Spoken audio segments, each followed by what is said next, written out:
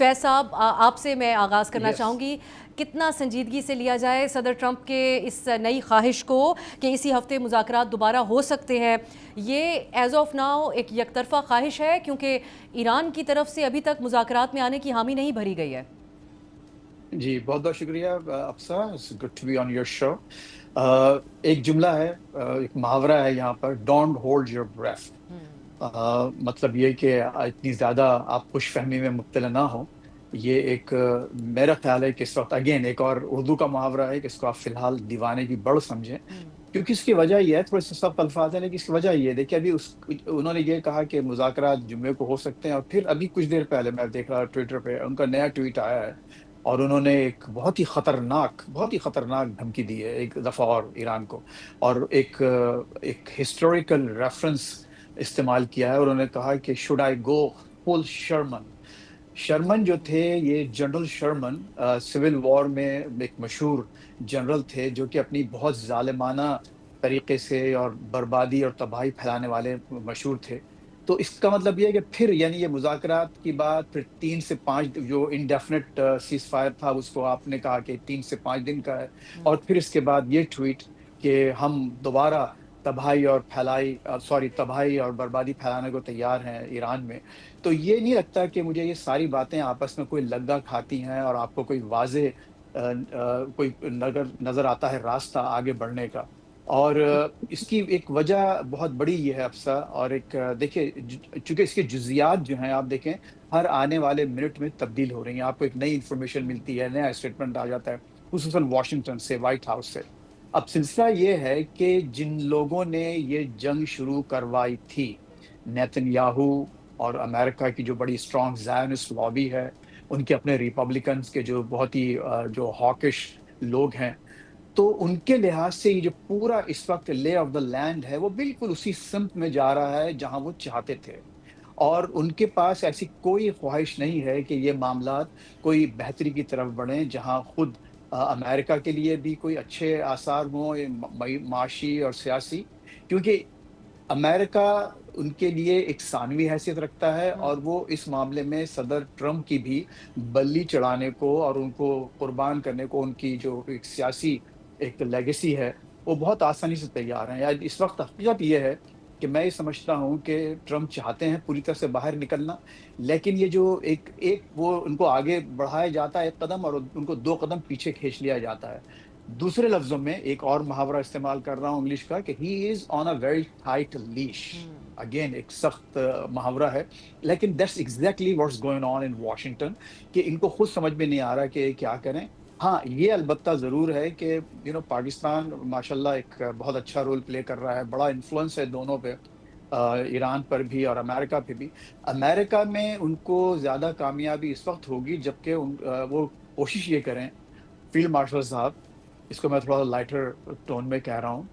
کہ کوشش کریں کہ ان کا اسمارٹ فون کچھ دن کے لیے لے کے ساتھ رکھ لیا جائے، کسی کے پاس رکھوا دیا جائے کہ ٹھیک ہے آپ ابھی ایسا کریں کہ وہ جو 90s میں اور لیٹ 80s میں برک فون ہوا کرتا تھا، شاید آپ کو تو خیر یاد نہیں ہوگا، احتشام صاحب کو اور منصور صاحب کو یاد ہوگا، تو ان کو وہ برک فون دے دیا جائے تو پھر آپ دیکھیں گے کہ معاملات آگے بڑھیں۔ لیکن مجھے لگتا یہ ہے کہ یہ جنگ آگے بڑھے گی،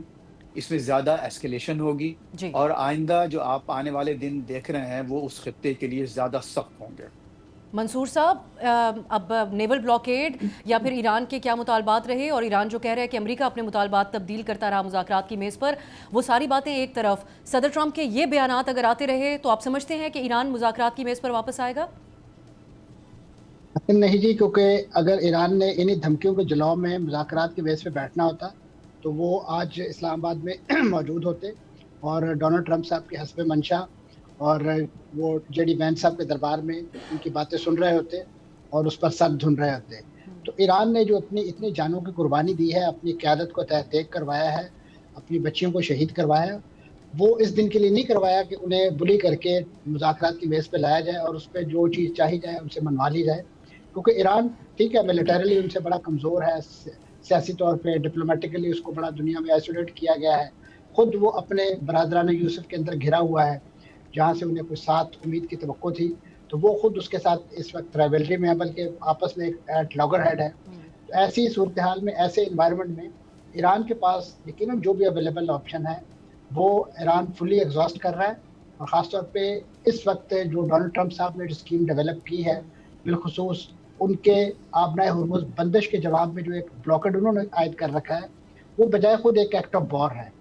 अब उस एक्ट ऑफ वॉर की मौजूदगी में आप क्या तवक्को रखेंगे दूसरे फरीक से कि वो आपके साथ मुज़ाकरात की मेज़ पर आएगा? कभी नहीं आएगा। और बिलखुसूस ईरान ख़ासतौर पे जिस तहज़ीब और जिस आइडियोलॉजी को एडहेयर करता है अपने ख़ासतौर पे पॉलिटिकल एजेंडे के तौर पे भी, और अपनी डिप्लोमेसी का कॉर्नरस्टोन भी उसे समझता है, तो उसको देखते हुए उसकी हिस्ट्री को अगर जो भी स्टडी करता है या जानता है, वो कभी भी ईरान से, और ख़ासतौर पे इस वक्त ईरान की जो क़यादत वहाँ मौजूद है, उसको अगरचे बड़ा कमज़ोर करके पेश करने की कोशिश की जा रही है। और ख़ासतौर पे इस्तेमार अपना वही रवायती जो डिवाइड एंड रूल का फार्मूला भी इस वक्त इन्वोक करने की कोशिश कर रहा है। वहाँ पे दो ग्रुप्स बनाने की कोशिश की जा रही है कि बेज़िशकियान एक साइड पर हैं और उनके जो पासदारान इनक़लाब उनका दूसरा मौक़िफ़ है। ऐसी सूरत में ईरान ने भी ज़ाहिर है एक दूसरा नैरेटिव उनके सामने फील्ड में एक ऐसी सॉलिडारिटी के मुज़ाहरे करवा के या और ऑटोमेटिकली उसका एक इजहार देखने को मिला है कि जिसमें ख़वातीन वो खुद गुलाबी रंग की जो है क्लशिनकोव्स उठाए, उनके जो मुख्तलिफ बड़े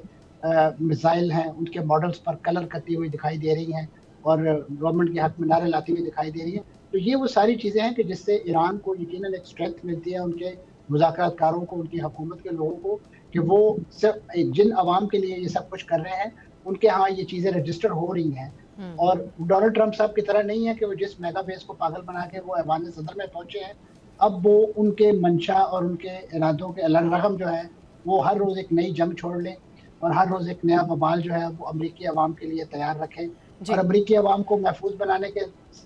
दावों के नतीजे में इस वक्त हकीकी मानों में उन्होंने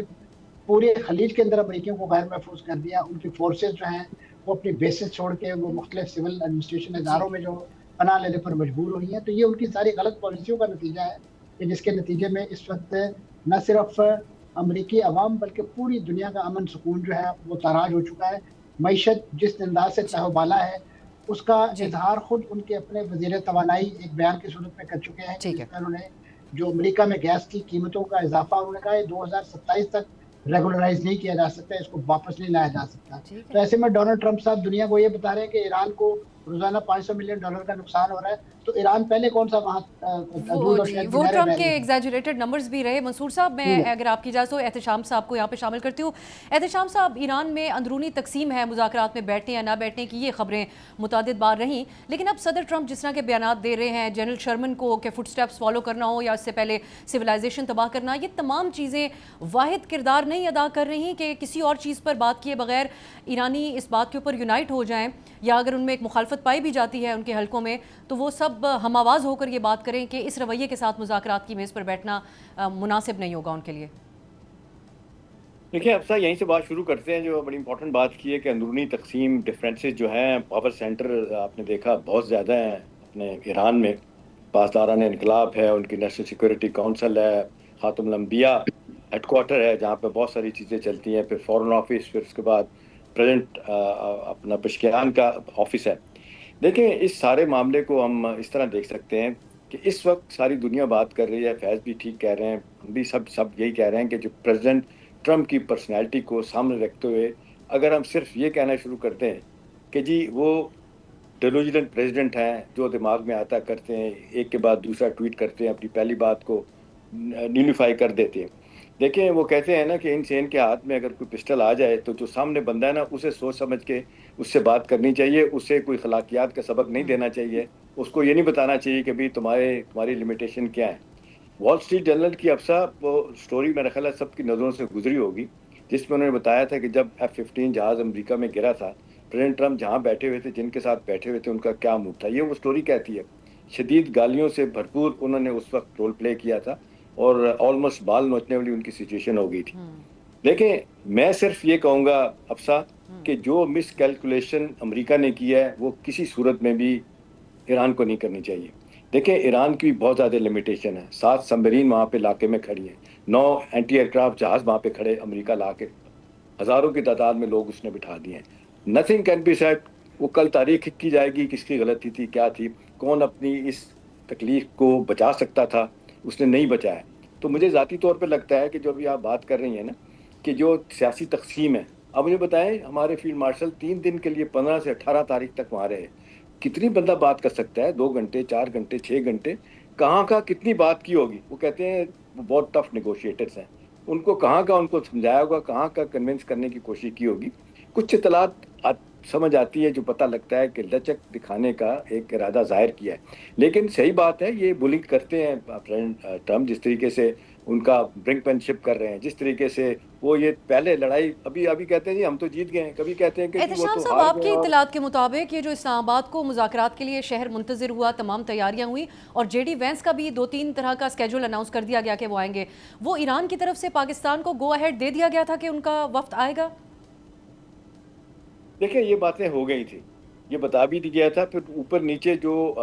بیانات آئے اس نے کام خراب کیا، اور زیادہ کام خراب ہوا کہ جب پریزیڈنٹ ٹرمپ نے بلاکیٹ کر دیا آبنائے ہرمز کا. اس کے بعد جس طریقے سے ابھی آپ دیکھ لیں ہندوستان ایران نے آج 2 جہاز اٹھا کے وہاں سے، ایک لیٹن امریکہ والوں کا کہ کس کا، وہ اٹھا کے دونوں جہازوں کو اپنے ایران کے اندر لے کے آ گئے. دیکھیں اس وقت جو ساری دنیا میں بات ہو رہی ہے، جو آپ مجھ سے اگر انفارمیشن چاہ رہی ہیں تو میں آپ کو بتا سکتا ہوں، ان کو یہی بتایا جا رہا ہے کہ جی دیکھیں آپ دونوں ایک وقت میں ان بلاک کریں گے، دونوں جو ہے نا اعلان کریں گے کہ وہ پیچھے ہٹ رہے ہیں اور اس کا جو کنٹرول ہے اس کو ختم کر رہے ہیں. دیکھیں یہ ایک پہلا سٹیپ ہوگا جس کو ایم او یو کے طور پہ دیکھا جا رہا ہے. اسٹرکچر ٹاکس کا وہ کہتے ہیں کہ بعد میں کوئی ایک فریم ورک بن سکتا ہے جس میں کچھ دن لگ سکتے ہیں، بنائی طور پہ جو 2-3 ایریٹینٹس ہیں ان کو ختم کر دیا جائے. پہلے تو یہی ہے نا جی. سبسکرائب کریں اور بیل دبائیں تاکہ کوئی خبر رہ نہ جائے.